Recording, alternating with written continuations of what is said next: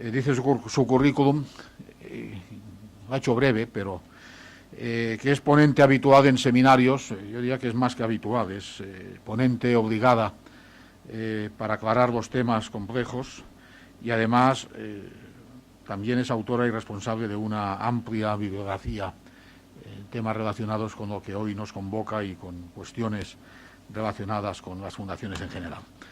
Yo creo que con esto basta, podría seguir, pero no se trata de esto, se trata de escucharla. La idea que tenemos es que tras su intervención abramos un debate. No sé cuánto tiempo piensas intervenir, una media hora. Es un debate y yo creo que deberíamos responsabilizarnos en terminar a las 2 en punto, que es la hora en que con toda probabilidad alguno de ustedes o de vosotros os levantaréis y empezaréis a iros, ¿no? Entonces, para evitar esta situación que siempre incomoda, lo mejor es terminar a las 2 para evitar la situación incómoda. Dicho esto, creo que lo obligado es darle la palabra a don Carlos Romero, que es el presidente de la Fundación San Pablo CEU, amén de otras responsabilidades de mucha enjundia. Muchas gracias, Amadeo. Buenos días. Simplemente y muy brevemente mostrar mi alegría al ver el salón lleno, porque eso quiere decir que este curso ha despertado el interés de muchas fundaciones, y de eso se trataba precisamente, de manera que yo me alegro de ver así el salón casi abarrotado. Pero hoy la protagonista es Isabel, de manera que yo le cedo la palabra inmediatamente. Muchas gracias.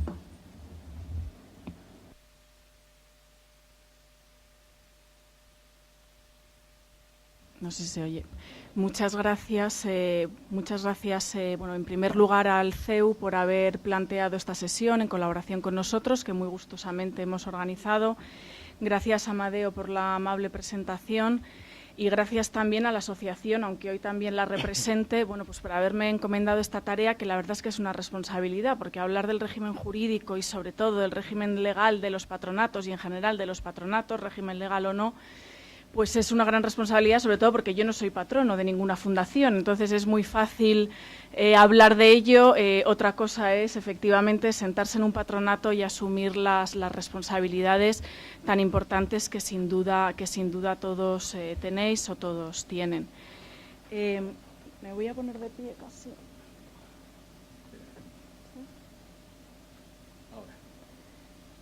Me voy a poner de pie para hablar, porque yo creo que casi para las personas que estáis al fondo se va a ir mejor. ¿Se oye bien? ¿O lo subo un poquito? ¿Sí?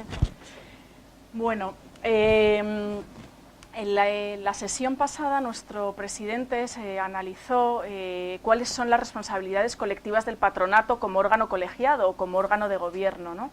Yo hoy me voy a referir un poquito más a cuáles son las responsabilidades o las obligaciones o los deberes de los patronos individualmente y como parte de ese órgano colegiado. Sí que me gustaría empezar con algunos datos. Bueno, yo creo que algunos no se mencionaron el otro día. Hablamos muy habitualmente del número de fundaciones que hay en España, de cuánto aportan al PIB, cuántos trabajadores tienen, pero también quizás sea interesante ver antes de empezar, algunos de los datos que tenemos sobre patronatos y sobre patronos. De acuerdo con el último estudio del INAEF, que es verdad que contiene datos 2008-2009, en breve saldrá la próxima edición, se calcula que en España hay, o en las fundaciones españolas hay, cerca de 16.000 patronos en el año 2008, número que desciende a un poquito más de 10.000, casi 11.000 patronos en el año 2009. Esto llama la atención, la verdad, porque entre esos años no desciende el número de fundaciones, sino que se incrementa un poquito. En todo caso, ese número lo que determinaría es una media por patronato de algo más de un patrono, casi patrono y medio, vamos a decir, en el año 2008, y un poquito menos, o sea, no llega a un patrono de media en el año 2009. Esto, bueno, en principio también llama la atención, puesto que al menos el número mínimo de patronos, como todos sabéis, como órgano colegiado es 3, es decir, que al menos debería existir 3 patronos por fundación, ¿no? Lo cual Bueno, pues en principio indicaría que, bueno, si multiplicamos 3 por las 13.000 fundaciones, que tendría que haber unos 39.000 patronos. Probablemente esa cifra también es muy exagerada, entre otras razones porque hay fundaciones inactivas y sobre todo porque hay patronatos que están en más de, hay patronos, perdón, que están o forman parte del patronato de más de una fundación.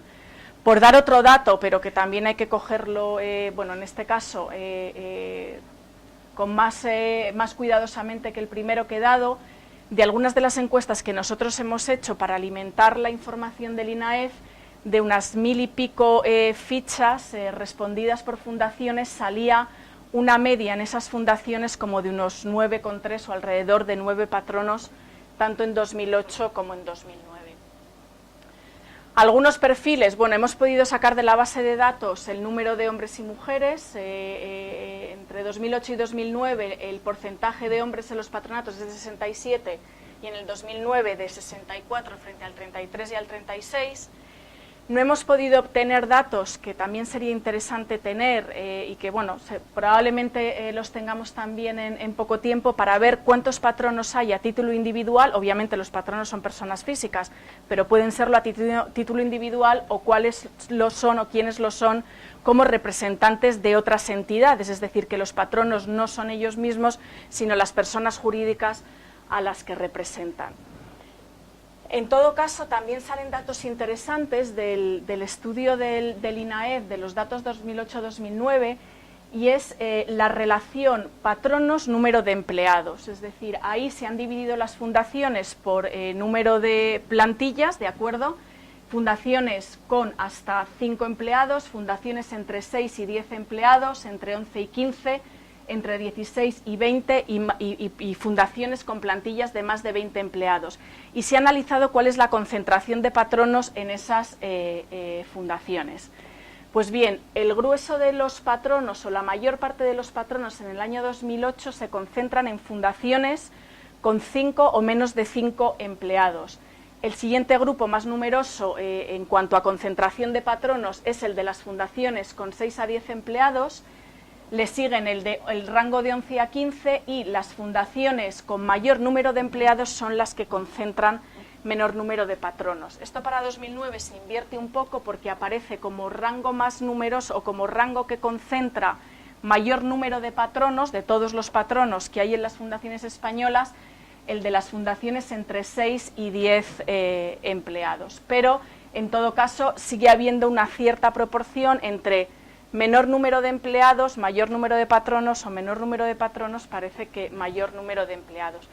¿Por qué digo esto? Aparte de por situar un poco la foto de cuál es el mundo de los patronos o de los patronatos, de acuerdo con los datos que tenemos, bueno, quizá la primera reflexión es que sería interesante hacer un análisis mayor, una evaluación mayor de los patronatos en su conjunto. Obviamente hay evaluaciones individuales de patronatos de fundaciones, pero sería interesante tener más datos de los patronos en España, es decir, cuál es la formación, cuál es el tiempo medio de pertenencia o de mantenimiento en un patronato, como decía, cuántos lo son a título particular o cuántos lo son en representación de entidades, y bueno, analizar un poco más si es verdad, ¿no?, que a mayor hay más patronos en fundaciones en principio menos profesionalizadas y menos patronos en fundaciones más profesionalizadas, porque eso a lo mejor también nos da un poco el perfil y las responsabilidades que asumen, dentro de las generales que todos los patronos tienen que asumir,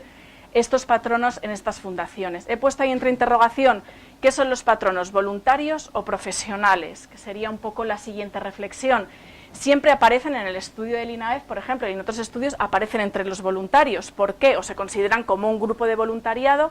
¿Por qué? Por la gratuidad. El cargo de patrono es gratuito, luego están aportando conocimiento, tareas, en algunos casos probablemente que van más allá de las que se puede exigir a un patronato, de forma totalmente gratuita. Pero sí que es verdad que si analizamos las responsabilidades tenemos que decir, son profesionales, deben ser profesionales en el desarrollo de su actividad, pero sobre todo tener claro que los patronos son administradores.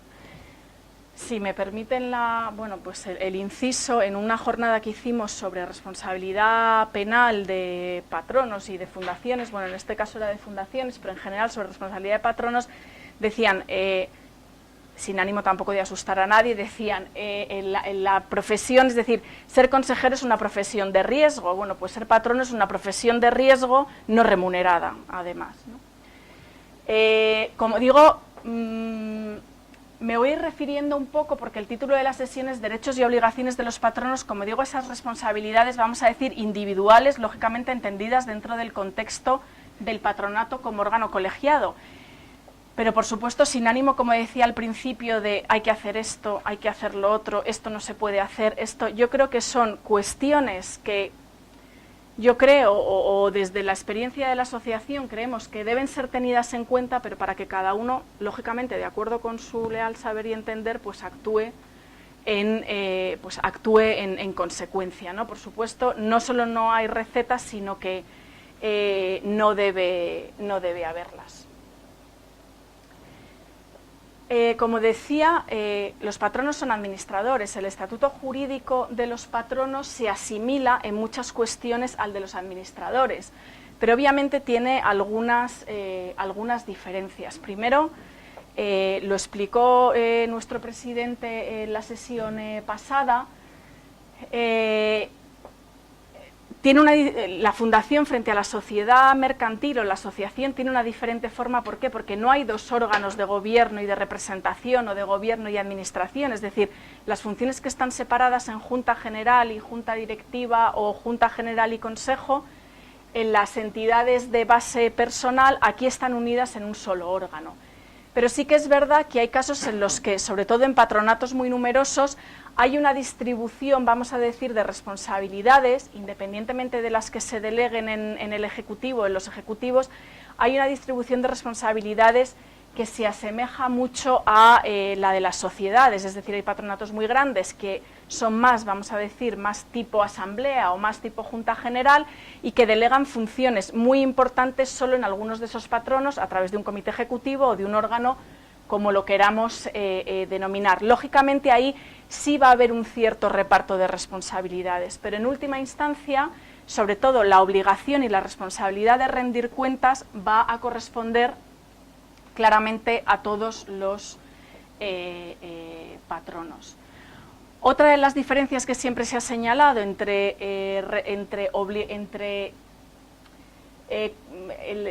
cuál debe ser el comportamiento del patrono frente al administrador societario es que la Ley de Fundaciones siempre ha dicho que la diligencia de un patrono ha de ser la de un representante leal y no la de un ordenado empresario. Pero claro, todo esto hay que verlo a la luz de la evolución del sector fundacional. Las fundaciones ya no son un patrimonio, los patronos ya no solo administran un patrimonio y otorgan unas ayudas a otras entidades, sino que las fundaciones son un operador económico más, y en algunos casos, como sabéis vosotros muchísimo mejor, tienen actividades que entrañan una gran, primero una auténtica actividad económica, pero además una gran responsabilidad, como pueden ser pues desde centros de menores, por ejemplo, pueden ser colegios, pueden ser hospitales, pueden ser, en fin.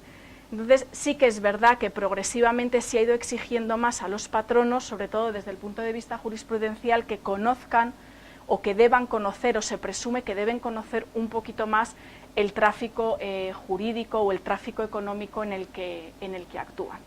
Y sobre todo yo creo que, como digo, son intuiciones, porque no lo tenemos absolutamente constatado por esta falta un poco del perfil del patrono del que hablábamos al principio, pero yo creo que sí que hay una tendencia a una cada vez mayor profesionalización de los patronos. Se buscan los patronatos personas, eso siempre ha sido así, pero personas que por su perfil profesional en otras áreas pueden aportar a la fundación, pero también personas que conocen y que son expertos en áreas en las que actúa no simplemente de administración, sino áreas en las que actúa la fundación. Y bueno, pues todo eso ha ido haciendo o ha provocado, bueno, pues que cada vez se produzca una mayor, vamos a decirlo de alguna forma, selección, entre comillas, de patronos. Y en todo caso aquí, si tenemos que referirnos a derechos o responsabilidades y obligaciones de los patronos, de nuevo nos movemos un poco entre el ámbito de lo que es la regulación. Hay regulación, es decir, la ley da bastante capacidad de organización a las fundaciones y, por supuesto, de organización de su patronato, pero cada vez hay más normativa que regula algunos aspectos que debe tener en cuenta el patrono, pero además cada vez las propias fundaciones, simplemente a través de sus estatutos, pero a través de otras prácticas, están regulando cada vez más qué se espera del patrono, qué se espera de un buen patrono, sin perjuicio de las responsabilidades colectivas que ellos asuman. Y en todo caso, la actuación del patrono siempre va a estar guiada, en definitiva, por el interés social, que el interés social aquí se definiría, en las fundaciones se definiría como el interés general al que sirve la fundación, determinado lógicamente por la voluntad del fundador, aunque ese fundador se haya desligado, lógicamente y legalmente de la fundación, y también atendiendo en algunos casos pues, a la actuación que realiza la propia fundación sobre beneficiarios o sobre donantes o financiadores, que también pueden en algunos casos establecer ciertas voluntades, ¿no?, en los programas que están financiando o en las actividades para las cuales están aportando. Sí quería decir aquí que, hablaba Amadeo de la importancia de la responsabilidad. La última sesión va a estar referida a responsabilidad, es decir, a en qué supuestos son exigibles o es exigible esa responsabilidad a los patronos y cuáles son los cauces por los que debe exigirse, pero sí que es verdad que una cuestión está muy ligada a la otra, es decir, si queremos o si es exigible o no es exigible la responsabilidad de los patronos será porque hayan actuado o no diligentemente o de acuerdo con la diligencia que es debida, y para ver cuál es ese estándar de diligencia hay que ver un poco qué es cuáles son los estándares, las obligaciones o las responsabilidades en las que debe moverse el patrono. También es importante, o al menos nosotros desde la asociación lo vemos mucho, es decir, a veces no está nada claro cuándo un patrono está ejerciendo su función, es decir, en virtud de que se ha atribuido la condición de patrono a esa persona, ¿no? Patronos, por ejemplo, que dicen, no, yo soy patrono por razón del cargo, pero no está claro porque en el acuerdo que se adoptó, porque en los estatutos no está claro que sea por razón del cargo, y en un momento dado se pueden estar debatiendo entre una responsabilidad, la de la entidad, o la suya personal, aunque la entidad pueda repetir contra ellos, pero a veces eso no está claro. ¿Y cómo se atribuye a la condición de patrono? Es decir, no es lo mismo ser patrono, parece una obviedad, pero no es lo mismo ser patrono a título personal que representante de una entidad que por razón del cargo, porque las consecuencias que de ellos se derivan son muy distintas. Y se derivan también otras consecuencias como pueden ser, ¿puedo delegar el voto? ¿No puedo delegar el voto? ¿Quién me puede sustituir? Por regla general, la ley de fundaciones ya admitió claramente en el 2002 la posibilidad de cualquier patrono de delegar su voto en otro para una sesión concreta. Pero también es verdad que si uno es patrono por razón del cargo, puede ser sustituido por la persona a la que corresponda su sustitución, con lo cual podrá acudir otra persona que no es miembro estable del patronato. Y además esto tiene también mucha importancia porque en función de cómo se haga esa atribución puede que la implicación del patrono sea absolutamente distinta. Es decir, en muchos casos yo creo que puede decirse que cuando se ejerce el cargo de patrono a título individual, probablemente se consiga una mayor implicación que cuando se es representante de una entidad, pero si se es representante de la entidad hay que tener claro que uno actúa bajo el mandato de esa entidad y que no actúa por su cuenta. ¿De acuerdo? Cuestiones que tampoco, bueno, como todos sabéis, pues ser patrono no basta con ser nombrado, hay que aceptarlo. También es verdad que aunque no se haya aceptado formalmente el cargo de patrón y no esté inscrito, no quiere decir que si una persona nombrada ha estado acudiendo a las reuniones de patronato, por no haber aceptado no tenga ninguna responsabilidad. En definitiva, habrá una aceptación tácita. Otra cosa son los trámites, que todos sabemos que sí, que hay que formalizarlo de una determinada manera, la aceptación, y hay que comunicarlo e inscribirlo en el registro de fundaciones.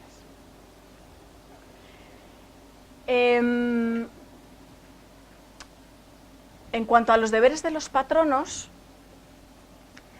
bueno, el primero obviamente es la diligencia en la administración, ¿no? En definitiva, los patronos participan en una administración colectiva de unos fines y de un patrimonio que no es propio, ¿de acuerdo?, que es ajeno y que es un patrimonio que tampoco es de los socios, que se debe al fin y se debe a esos potenciales beneficiarios.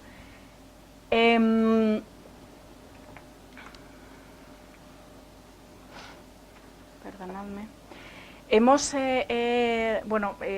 Muchos vinisteis a la otra sesión, se repartió esta guía que ha servido de apoyo un poco también para estas sesiones, que es una guía del Instituto de Consejeros y Administradores, guía práctica de buen gobierno para las ONGs. Ahí, bueno, pues se ha hecho una cierta traslación de cuáles son los derechos y los deberes de los administradores en el ámbito societario y cómo y en qué ocasiones se pueden trasladar al ámbito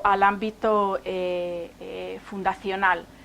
Y para hacer reflexionar un poco sobre estos deberes, que en algunos casos simplemente quedan enunciados, si es que quedan enunciados en alguna norma de rango legal o reglamentario, se hacen una serie de cuestionarios o de preguntas que cabría traer aquí para que el propio patrono vea si está actuando o no está actuando diligentemente, o por qué sí o por qué no, o cómo puede mejorarse esa actuación, ¿no? Y en concreto, en el cuestionario, por ejemplo, sobre el deber de diligencia, pues se hacen algunas preguntas como: ¿asiste el patrono o miembro de la Junta a las reuniones y participa activamente en sus deliberaciones? ¿Prepara las reuniones solicitando las aclaraciones y la documentación complementaria que considere conveniente, en primer lugar, de los propios órganos de la entidad y, en su defecto, de asesores externos? ¿Participa activamente en los debates expresando con total independencia y libertad su punto de vista? ¿Asiste a las reuniones y participa activamente en sus deliberaciones? En caso de discrepancia o duda respecto de los acuerdos o deliberaciones, ¿deja constancia de su opinión favorable o contraria?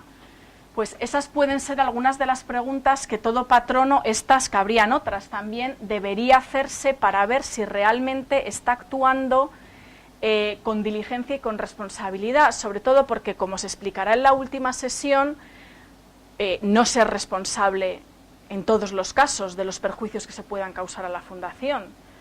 Va a haber casos en los que los patronos queden eximidos de esa responsabilidad, pero cuando se analicen esos supuestos se verá que no vale decir estaba convocado la reunión pero no fui a la reunión, me abstuve, no voté a favor ni en contra. Es decir, siempre se pide que se deje rastro, en definitiva, de cuál es la opinión del patrono para, en un caso en el que se plantee o se pueda plantear una acción de responsabilidad por la propia fundación, por el protectorado o por un tercero, quede claro cuál ha sido la actuación de ese patrono, ¿no? En esa sesión seguro que se explica, bueno, pues que, como digo, o se opone uno al acuerdo o se deja constancia de por qué razones no se está de acuerdo, o se pide más información en caso de que uno decida no adoptar una decisión porque no tiene elementos de juicio, pero es mejor dejar constancia de ello en una reunión o por cualquier otro medio que de alguna forma no actuar ni en un sentido ni en otro, ni dejar elementos que puedan apreciar después o puedan hacer apreciar después si ese patrono, bueno, pues ha estado implicado en ese acuerdo o no ha estado implicado en ese acuerdo. Hay otros deberes pues admitidos comúnmente, ¿no?, como deberes de todo administrador, que en definitiva son inherentes a la actuación diligente y también a la actuación simplemente de un representante leal, ¿no?, que son el deber de fidelidad y lealtad. En definitiva, anteponer el fin fundacional a cualquier interés personal o evitar actuaciones personales que puedan perjudicar a la fundación, ¿no? Aquí sí que es verdad que no hay excesiva regulación, ¿no? Pero algunas de las preguntas, por ejemplo, que se proponen pues para analizar si se está cumpliendo con esta fidelidad y con esta lealtad, como decimos, a la fundación, pero no a la fundación por sí, sino al fin, en definitiva, y a la misión a la que debe servir la fundación. Pues algunas de las preguntas que se hacen aquí son: ¿es consciente el patronato miembro de la Junta de que no debe utilizar el nombre de la entidad o su condición de miembro del patronato o de Junta de Gobierno, Junta Directiva, para operaciones por cuenta propia de terceros vinculados? Aquí ya, bueno, empezamos con la vinculación, luego me referiré un poquito más a ello, pero probablemente, bueno, dependiendo de la situación y del patronato de cada fundación, determinar cuándo puede haber un conflicto, ¿no?, como diré a continuación, puede ser más o menos complicado. Pero hay cuestiones como: ¿informa la fundación o asociación de todas las reclamaciones judiciales, administrativas o de cualquier índole que, afectándole a él, pudieran perjudicar además el crédito y la reputación de la entidad? ¿Informa suficientemente al patronato o junta sobre los cambios significativos de su situación profesional y de sus restantes obligaciones profesionales en el caso de que pudieran afectar a su condición de administrador, es decir, de patrono? Como digo, aquí nos movemos más dentro de la adopción voluntaria de ciertas prácticas por parte de las fundaciones, pero que, aun no existiendo por escrito y no estando ni en un código de buen gobierno o no estando en unos estatutos, no evitan que exista ese deber genérico de fidelidad al fin fundacional, en definitiva, y lealtad a ese fin fundacional al que sirve la fundación.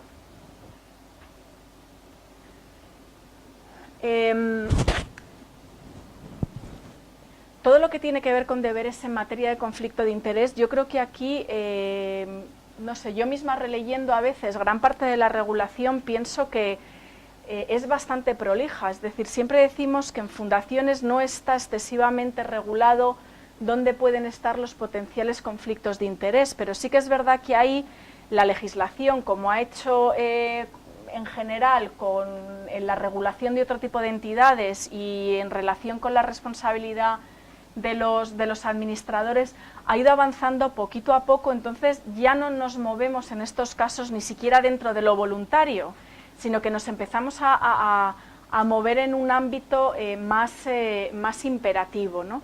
Yo creo que prueba, por ejemplo, de esa situación es el propio reglamento de fundaciones. Cuando se aprueba en el año 2007, se aprueba un capítulo que no existía antes y que no se había planteado antes, que regula en defecto de disposición estatutaria, es decir, antes sería lo que dicen los estatutos, ¿no?, pero regula en defecto de disposición estatutaria ciertas obligaciones de funcionamiento del patronato en cuanto a la forma de reunirse, las convocatorias, la adopción de acuerdos y también en cuanto a la actuación individual de los patronos, ¿no? Y bueno, se trata de una normativa pues muy reglamentista, planteada probablemente por los protectorados, viendo y analizando muchos de los conflictos que se producían en muchos de los patronatos y, bueno, pues tratando, en definitiva, de regularlos, ¿no? Pero sí que es verdad que se establecen, para empezar, ciertos deberes de abstención de los patronos, que, bueno, en muchos casos se olvidan, ¿no? Es decir, el patrono, esto ya es reglamento, ya no es que lo diga un código de buen gobierno o que queramos aplicarlo o no aplicarlo, ¿no? El reglamento dice que el patrono individualmente tiene la obligación de abstenerse cuando se establezca una relación contractual entre la fundación y el patrono, su representante, sus familiares hasta el 4º grado y el cónyuge o persona ligada con análoga relación de afectividad. Es decir, deben abstenerse de adoptar decisiones en ese caso.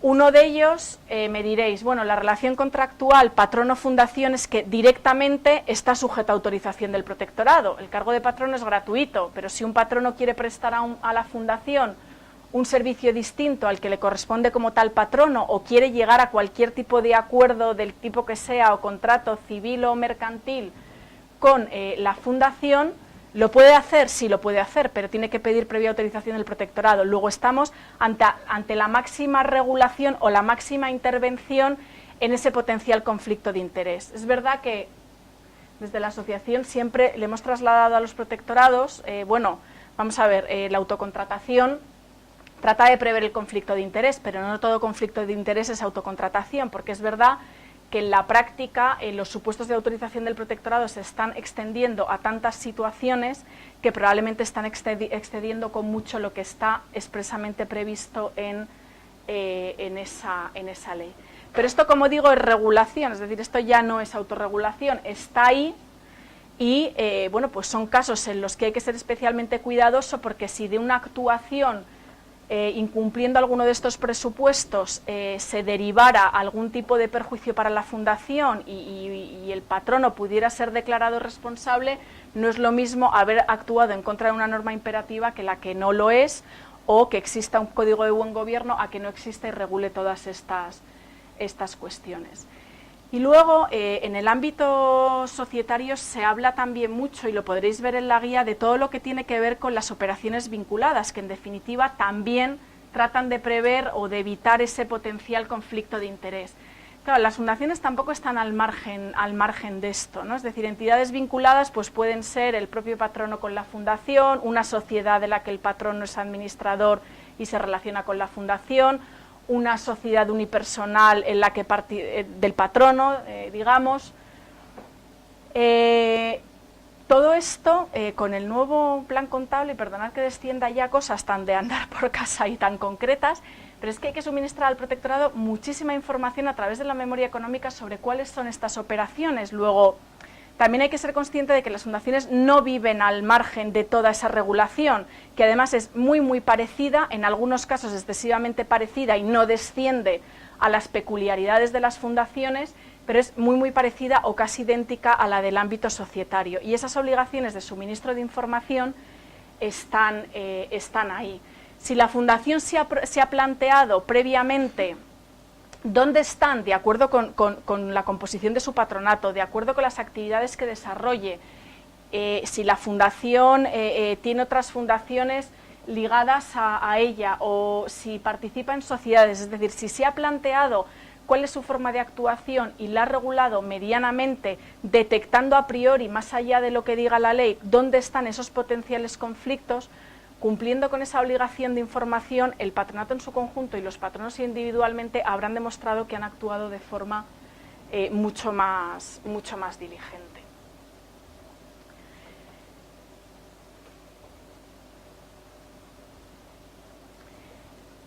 Y todo esto, lógicamente, bueno, tiene su cara y tiene su cruz y tiene su reverso. Hemos empezado por las obligaciones, que quizá es lo más arduo, pero obviamente si hay obligaciones tiene que haber un derecho de los patronos, aunque la ley no regule exactamente ese derecho, ¿no? Si decíamos que el deber de diligencia se podía determinar, o ese estándar de diligencia respondiendo a cuestiones como si el patrono asiste o no asiste a las reuniones del patronato, si participa o no participa en las deliberaciones, si prepara las reuniones, si solicita las aclaraciones y la documentación complementaria de los órganos de la entidad o de asesores externos, incluso si participa activamente en los debates expresando con total independencia y libertad su punto de vista, si asiste a las reuniones y participa activamente en sus deliberaciones.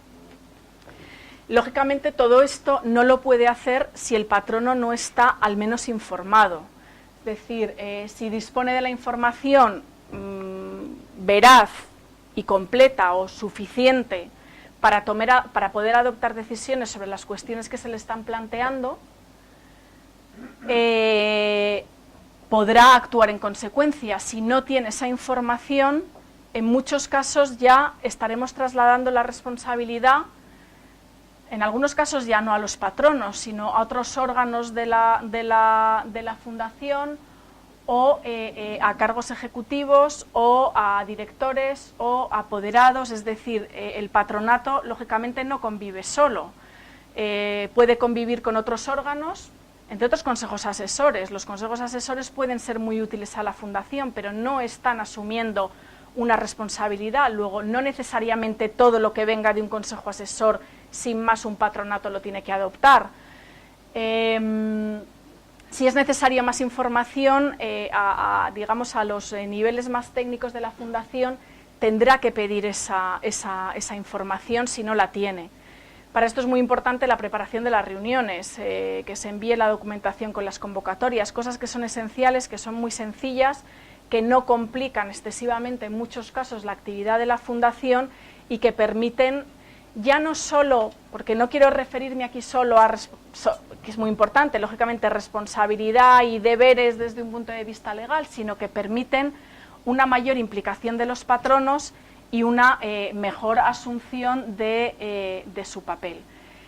Hay cuestiones, está aquí Pedro, que él va a explicar en la siguiente sesión, Pedro León seguro mucho mejor que yo, en cuanto a bueno, pues la forma de evaluar, me imagino, o de analizar o de plantear algunos mecanismos de mejora del funcionamiento del patronato, de su relación con otros órganos y con los ejecutivos de la Fundación, para primero detectar dónde están las debilidades de ese patronato y de los patronos, y dónde están las posibles soluciones y en quién puede recaer la responsabilidad o al menos la facilidad de resolver esas potenciales debilidades. Y por último, y ya solo creo que me paso un minuto, lo decía al principio, en virtud de que se atribuye la condición de patrono, es importante, como decía, ser persona física o jurídica y por tanto ser patrono a título individual o en representación de una entidad. Eso condiciona desde la posibilidad de delegar el voto o la sustitución en las reuniones de patronato, pero en algunos casos también condiciona hasta las propias causas de cese. Esto no son cuestiones baladís y las vemos muy a menudo en muchísimas de las cuestiones que nos trasladan las fundaciones, ¿no? La ley es taxativa con las causas de cese, algunas son evidentes y lógicas: la muerte, la declaración de fallecimiento, la incapacidad, la inhabilitación o la incompatibilidad. Haré una referencia ahora al tema de la incompatibilidad. El cese en el cargo por razón del cual fueron nombrados, pero claro, tiene que estar claro que el patrono ha sido nombrado por razón del cargo. Se dan casos en los que, bueno, pues al patrono se le nombró porque era director de tal departamento y ha dejado de ser director de departamento, y entonces no tiene sentido que siga, no es que quieran cesarle, pero es que no tiene sentido que siga en la fundación. Si no se ha dejado ningún rastro ni en la adopción de acuerdos ni en los estatutos de que se ha atribuido en esa condición el cargo de patrono, pues puede ser que en la práctica plantee problemas para ese cese, ¿no? La falta de diligencia declarada en resolución judicial, pero es decir, declarada en resolución judicial, no cualquier falta de diligencia apreciada libremente por el resto de los patronos, o la resolución judicial que acoja la acción de responsabilidad. No son muchas las sentencias que hay sobre responsabilidad de patronos, pero sí son bastantes. Es curioso, al menos en proporción a la jurisprudencia que existe, las sentencias de los tribunales en las que se dice que no se puede ejercitar la acción de responsabilidad simplemente como forma de cesar a los patronos, que esta tiene que ser preventiva, y si se adopta antes de que finalmente el juez determine que ha existido esa responsabilidad, tiene que haber indicios muy claros de esa falta de diligencia. Esto también es importante. ¿Por qué lo digo? Porque la acción de responsabilidad no solo la pueden utilizar otros patronos, también el protectorado, y podría representar también una injerencia del órgano supervisor en lo que es la vida del patronato. Hay una causa, bueno, que es puntual, que es si constituida la fundación transcurren 6 meses sin que los patronos hayan solicitado la inscripción de la fundación, es decir, es una fundación en formación o una fundación que no ha adquirido su propia personalidad, los patronos pueden ser cesados.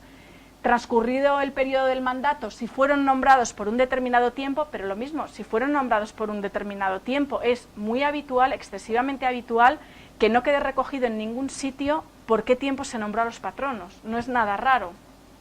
En el momento del nombramiento no se tiene en cuenta o no se deja constancia de ello. ¿Y cuál es el problema? Que no se admite la mera decisión del patronato como causa de cese de los patronos. Hay una cláusula de cierre de todo esto en las causas de cese recogidas en la ley, que es que los patronos podrán cesar por las causas establecidas válidamente para el cese en los estatutos, pero dice válidamente. ¿Qué es lo que ocurre? Que en la mayor parte de los casos se exige, sí, una decisión del patronato, pero que esa decisión esté fundamentada en alguna causa que esté claramente o medianamente, no claramente, pero al menos medianamente objetivada. Es decir, podemos cesar a un patrono por inasistencia a las reuniones de patronato, pero ojo, mejor que lo pongamos en los estatutos. Podemos cesar, hemos dicho que hay deberes, ¿no?, como son los deberes de fidelidad y lealtad, pero claro, esto es un principio en definitiva. ¿Podemos concretar ese principio? Sí, podríamos establecer en los estatutos que una actuación contraria a los intereses de la fundación apreciada por el resto de los patronos podrá ser una causa de cese del patrono que incurre en ella, pero todo esto deberemos regularlo. No se trata de hacer aquí vamos a decir, un manual preventivo de situaciones, pero las situaciones se dan y se dan con más frecuencia de lo que sería deseable en muchos casos.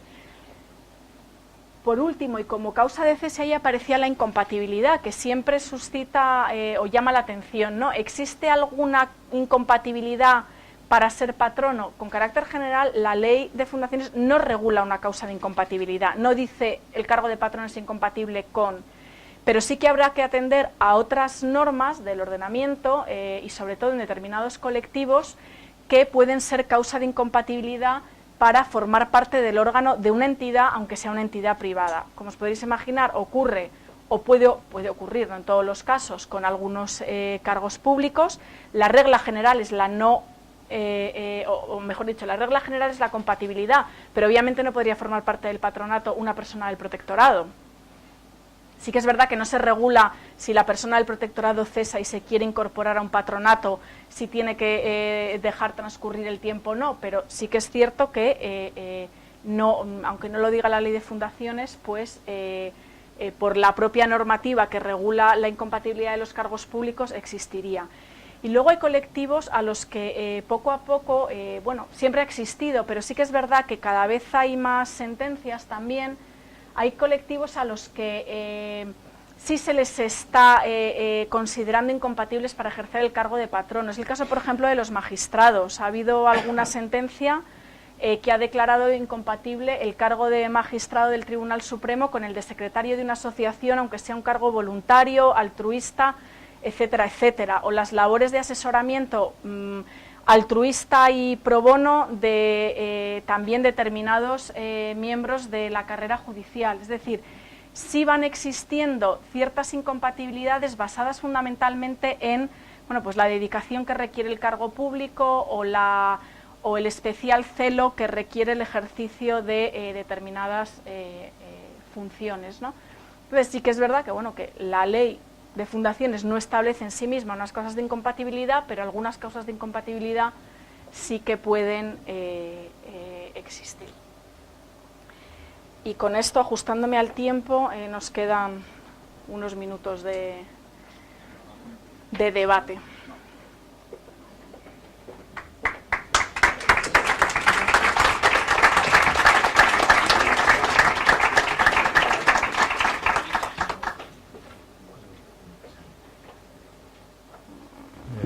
Fantástico, Isabel.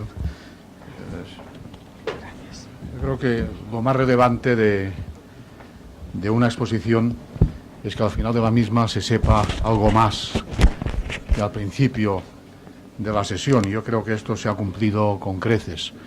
La exposición ha sido sistemática, detallada, profunda y además bien expuesta.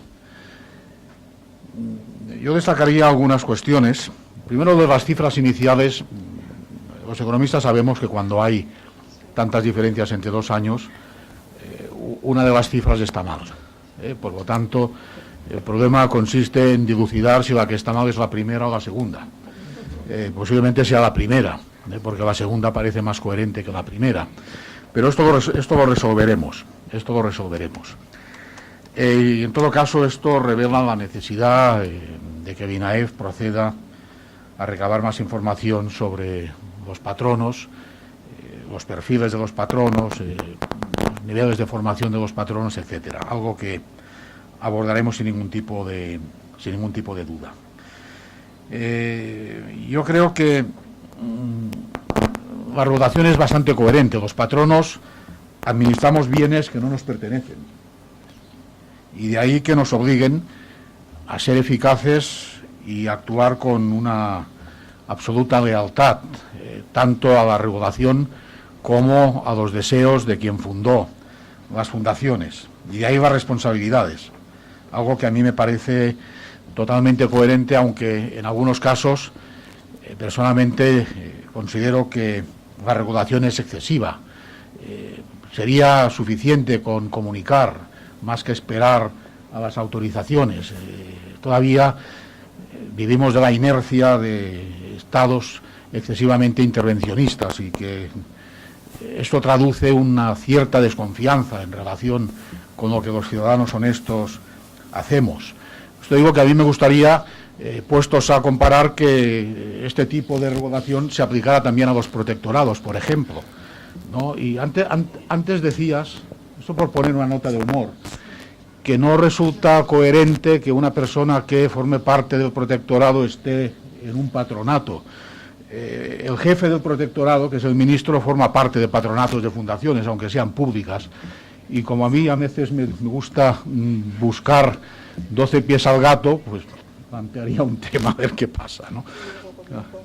Porque no es equilibrado que el administrado esté mucho más regulado que el administrador. Un cierto equilibrio debería haber, y seguramente si el administrador fuera tan regulado como el administrado, procuraría ser menos regulado para poder, como consecuencia, regular menos al administrado. Bueno, yo creo que ahora, después de los parabienes a Isabel por su magnífica intervención, os toca el turno a vosotros. Vamos a terminar a las 2, tenemos media hora.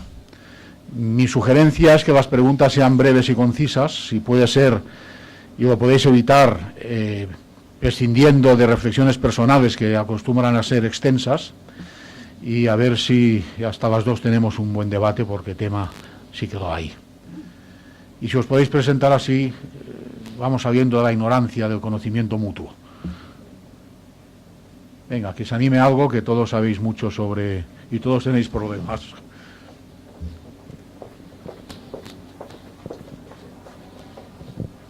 Gracias, Isabel, por la exposición. Mi nombre es Mercedes Sierra, soy de la Fundación de la Academia Española de Dermatología y quería consultarte algo que seguramente tú puedes extraer de tu experiencia, que es a la hora de solicitar la autorización para contratar de uno de los patronos, si se te ha dado la circunstancia o conoces algún caso en los que el protectorado deniega esa autorización para contratar, y en ese caso, ¿cuáles son los supuestos? Porque en mi experiencia siempre he visto que esa autorización se concede. Entonces digo, bueno, debe de ser algo muy, muy, muy evidente y muy salvaje el que determine la negativa a la contratación. Entonces, bueno, quería saber si tenías algún caso que nos pudieras comentar. Denegaciones, yo creo que casi ninguna. No me atrevo a decir ninguna porque seguramente alguna habrá. El problema de los procedimientos de autorización es, al final, lo que, no sé si me permitís la palabra, se enreda pidiendo alguna información que no está correctamente o que no está debidamente reflejada en lo que es el desarrollo legal. En fin, son procedimientos que se suelen alargar, que, por decirlo de alguna manera, no se resuelven a la primera. O sea, no mandas la solicitud de autorización en muchos casos y te responden que está todo correcto y no hay más información que aportar, lo cual, bueno, es positivo o es negativo según la información que estén solicitando añadida y si dice algo o no dice nada. Sí que ha habido denegaciones bajo la ley del 94. Es verdad que la ley del 94 regulaba la autocontratación, pero no regulaba el supuesto expresamente, que es otra modalidad de autocontratación, del patrono que presta servicios, del patrono o del vicepresidente ejecutivo o del patrono y primer ejecutivo a la vez, ¿no? Ahí sí que se denegó en algún caso, pero hay sentencias favorables finalmente, que al final a lo que atienden es, mire, esta persona está efectivamente prestando un servicio que va más allá de lo que le corresponde como patrono, requiere una dedicación además distinta y mayor, pero además distinta, y además una de las cosas que valoraba ahí el tribunal es que no se ha producido ningún conflicto de interés, no hay motivo para pensar que esa situación puede provocar un conflicto de interés mañana, porque no lo ha provocado durante todos estos años en los que esa situación se ha compatibilizado.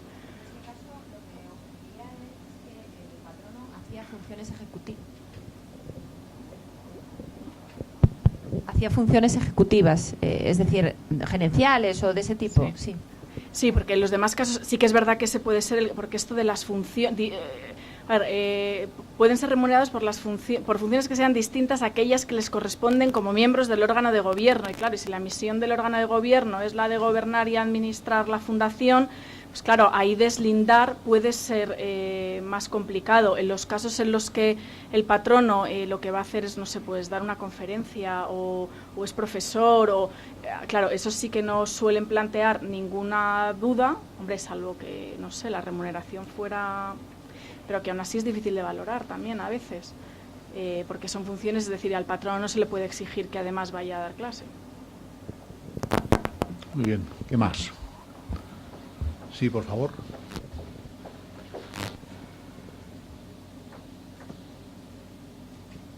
Buenos días, gracias. Isabel, quería hacerte la siguiente pregunta. ¿Es posible que un patrono delegue la asistencia a la sesión del patronato, un patrono que lo es como representante de una institución? ¿Es posible que este patrono delegue su asistencia a la sesión del patronato en otra persona que no sea, obviamente, miembro del patronato?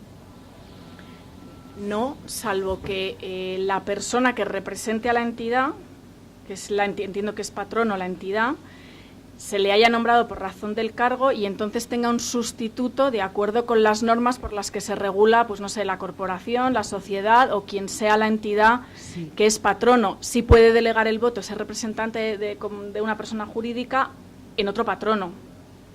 No, pero la pregunta era no que asistiera como sustituto por la normativa específica de esa institución, porque le corresponda sustituir.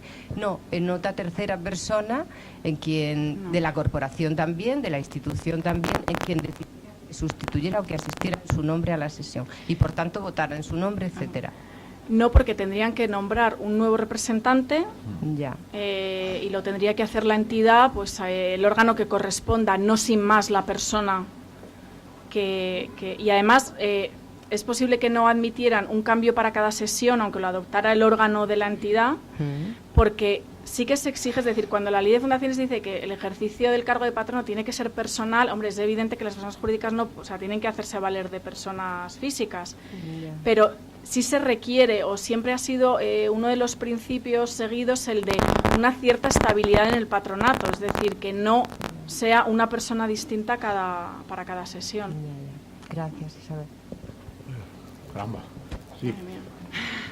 Vamos bien. Sí quería decir de todas más, Amadeo, que es que el protectorado sobre las fundaciones públicas se ha cuestionado muy seriamente, ¿eh? Es decir, porque no tiene mucho sentido que una entidad del sector público sea supervisada a su vez por el propio sector público. Yo siempre he defendido que empresa y público son conceptos antitéticos, ¿no?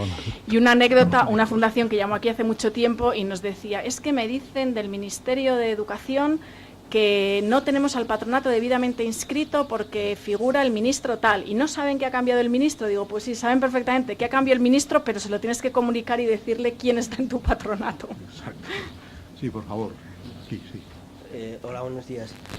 Mira, yo te quería hacer una consulta. Pertenezco a la Fundación ADEMO, que son críos con discapacidad. Creo que el micrófono no funciona.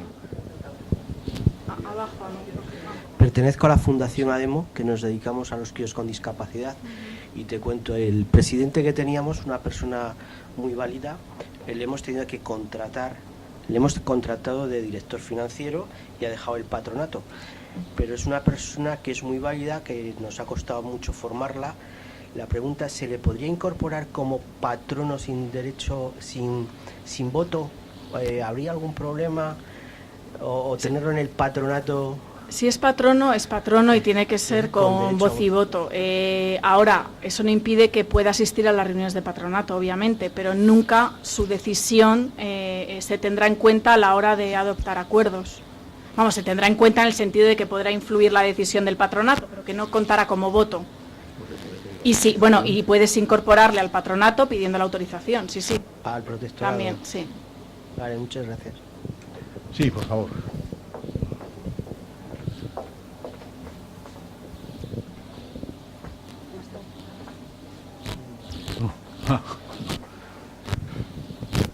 Muy buenos días. Javier López Galiacho, patrono de la Fundación San Pablo CEU. Me ha parecido muy interesante felicitarte en el fondo y en la forma, y has sacado a relucir un tema muy importante como son los conflictos de interés. Yo siempre digo, y sabes en otros foros, que el cáncer o la metástasis del buen gobierno en España, en la empresa y muchas veces también en las fundaciones, son los conflictos de interés. Sacar pecho porque esta fundación, bajo el liderazgo de nuestro presidente, don Carlos Romero, ha desarrollado una reforma de las normas de gobierno interno de la Fundación, lo que podría equivaler a un código de buen gobierno durante todo este año. Y es más, el CEU ha pegado un paso para adelante, porque no solamente se trata del conflicto de interés cuando surge, sino previamente, desde el mismo nombramiento, un patrono tiene que hacer una declaración de conflictos de interés. Por tanto, el CEU, que está apoyando hoy este ciclo de jornadas, ha dado un buen ejemplo de gobierno corporativo. Y mi pregunta te la lanzo. Yo, a la vista de cómo está regulado la ley de fundaciones y el reglamento, cada vez veo más necesario que nos metamos, no en el caso del CEU, que ya lo tiene, pero el resto de fundaciones por códigos de buen gobierno, donde aseguren el funcionamiento normal y conforme a derecho y al fin fundacional de nuestras fundaciones. Muchas gracias, Javier, y felicitaros a vosotros por esa iniciativa. Yo creo también que es esencial.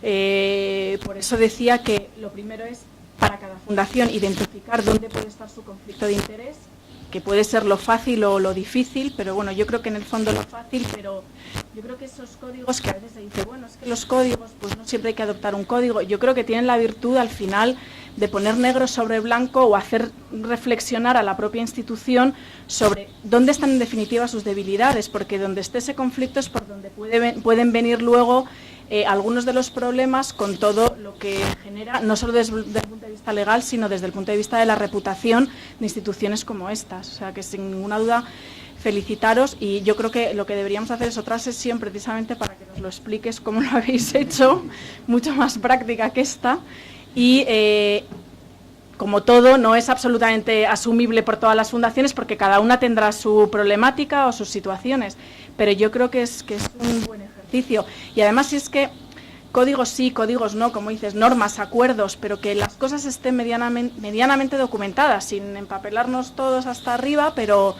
es que los propios estatutos, al final tiene que haber una mínima autorregulación de todo esto, ¿no?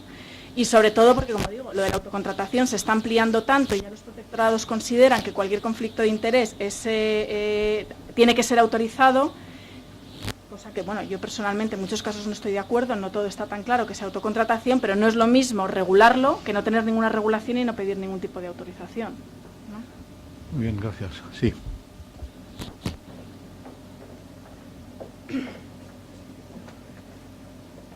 Miguel Ángel Sancho, de la Fundación Europea Sociedad de Educación.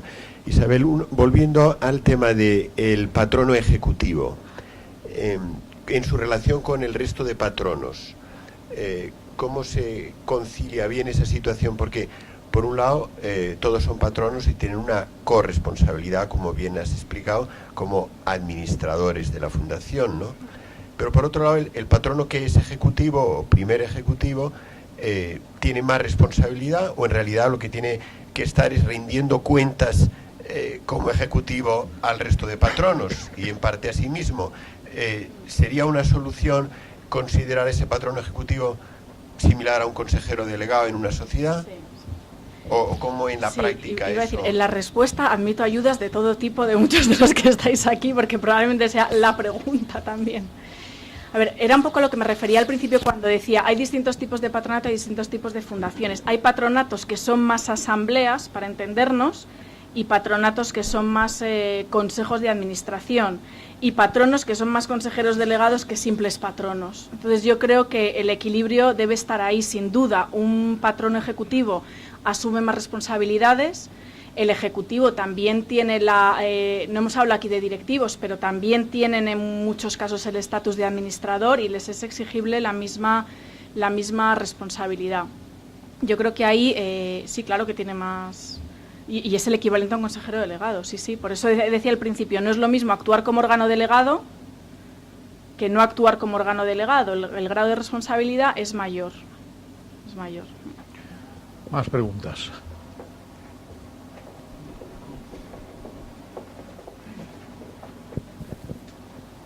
Sí, por favor. Al hilo de lo que comentas, yo diría que, como hablabas tú antes de dejar huella, si yo tengo la condición de patrono ejecutivo, intentaría que todo lo máximo posible quedara en las actas de la reunión del patronato, porque evidentemente todo lo que no esté en las actas va a formar parte de tu condición de ejecutivo y por lo tanto será lo que incrementa tu grado de responsabilidad, ¿no? Sí, igual que si hay un patrón ejecutivo, o un ejecutivo, aunque no tuviera la condición de patrono, y eso está claro y es una figura más o menos permanente, debiera regularse en estatutos también para deslindar muy bien. De eso se volverá a hablar, estoy segura, en la próxima sesión, deslindar muy bien lo que es la función del patronato, teniendo en cuenta que hay funciones indelegables, no solo desde el punto de vista legal, sino desde el punto de vista del gobierno corporativo y del buen gobierno, cuáles son las funciones de los órganos delegados, comité ejecutivo, etcétera, y cuál es la del director general o director ejecutivo, o como lo quieras llamar, independientemente de que tenga o no la condición de patrono, porque eso evita problemas ya no solo legales, que esto está a lo mejor más enfocado y más pasado por una visión más legal, sino problemas operativos, es decir, qué le corresponde a quién. Esa es la esencia del buen gobierno, el saber delimitarlo y actuar en consecuencia. Y la consulta que te quería realizar también es, en aquellos supuestos, cuando tú has hablado de la renuncia de los patronos, comentas que que la renuncia puede hacerse por cualquiera de los medios válidos en derecho para la aceptación. En la práctica yo estoy observando que cuando se hace la comunicación del nombramiento y de la aceptación de un patrono en escritura pública por un acta de manifestaciones o en la manera que se considere oportuna ante el protectorado, normalmente basta con comunicar en la certificación que se acompaña a esa aceptación que el otro patrono ha renunciado a su cargo o ha cesado por las circunstancias que sea. Pero incluso en aquellos supuestos de renuncia expresa, pues simplemente que se ha manifestado así en una reunión del patronato. Y lo están admitiendo. Yo pregunto si eso realmente es correcto o deberíamos de hacer en una escritura pública también una renuncia con todas las garantías. La renuncia en principio se tiene que hacer de la misma forma que la aceptación. Si es renuncia, es que no es lo mismo que un patrono cese porque ha transcurrido el periodo de mandato, en cuyo caso no necesita la renuncia. Si es un acto voluntario, la renuncia tendría que ser documento público, privado con firma legitimada, comparecencia ante el registro de fundaciones o ante el patronato, en cuyo caso lo puede certificar el secretario y se legitima la firma del secretario. Entonces, en muchos casos, lo más sencillo, pues es que el patrono acuda, no siempre lo más sencillo, pero podría acudir a la reunión, renunciar, la misma en la que se nombra el siguiente y acepta, y de todo eso hace se levanta acta y aparte se firma la correspondiente certificación, pero van a exigir la legitimación de la firma del secretario. También con la práctica de los protectorados hay de todo, porque ahí hay una casuística tremenda, y con lo que estaban preguntando antes en cuanto al nombramiento de representantes de las personas jurídicas, pues a ver, la persona jurídica acepta por una sola vez, no tiene que estar aceptando su representante cada vez pero suelen pedir que acepte cada vez hay variedad, y además variedad de criterios. En último lugar, y para no monopolizar, una consulta concreta en relación a los apoderados que no son patronos, es decir, aquellas personas que tienen determinadas atribuciones porque se les ha otorgado un poder y que ese poder debería de haberse inscrito en el correspondiente protectorado. En aquellos casos en los que no se ha llevado a cabo esa inscripción, ¿entiendes que rige también el plazo de los 6 meses que rige para los patronos, o entiendes que no tiene? ¿Para cesarles? No para cesarles. Entre las causas de...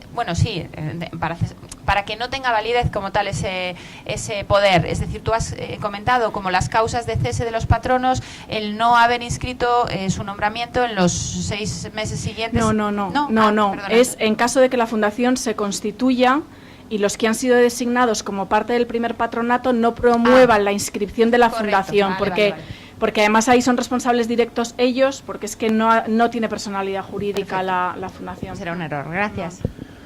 Más preguntas.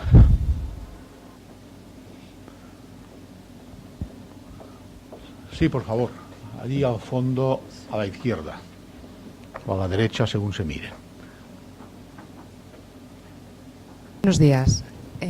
Pertenezco a una fundación adscrita al Ministerio de Trabajo Y mi pregunta concreta es la siguiente. Si los patronos están nombrados por razón de su cargo y porque las exigencias de su labor como patronos requieren una presencia permanente dentro de la fundación, haciendo uso de las instalaciones, en fin, incluso de los equipos, etcétera, etcétera, o sea, una permanencia prácticamente durante todo el ejercicio, ¿esto se puede llegar a considerar o se debe documentar como operaciones vinculadas?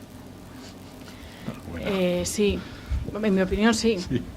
En mi opinión sí, ahí la duda sería si tienes que, vamos, sobre todo, si tienes que pedir autorización o no, porque entiendo que quienes están en las instalaciones, te refieres a las entidades a las que representan ellos mismos. Están como representantes y de las esas entidades utilizan, pero no gratuitamente, las instalaciones, ¿te refieres?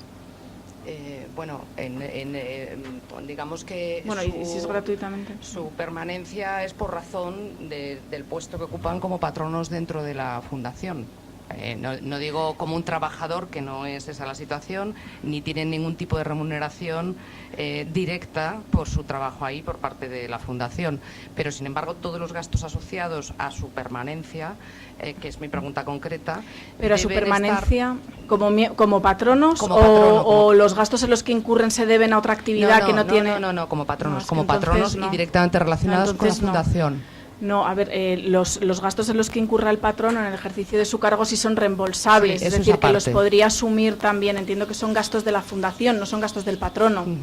Entonces, en ese caso no hay ni, vamos, yo entiendo que no hay operación vinculada y no hay autocontratación. Vale, gracias. Otra cosa es que utilizaran las instalaciones ellos o las entidades a las que representan para otros fines que no sean los de la fundación. ¿Más preguntas? Pues si no hay más preguntas, cerramos esta sesión. Os damos las gracias una vez más por acompañarnos, por esta buena acogida que ha tenido la convocatoria. Gracias en particular a Isabel por esta excelente presentación. Gracias también por el magnífico debate y gracias, como no, al coorganizador San Pablo CEU y a Carlos Romero, que está hoy con nosotros. Muchísimas gracias.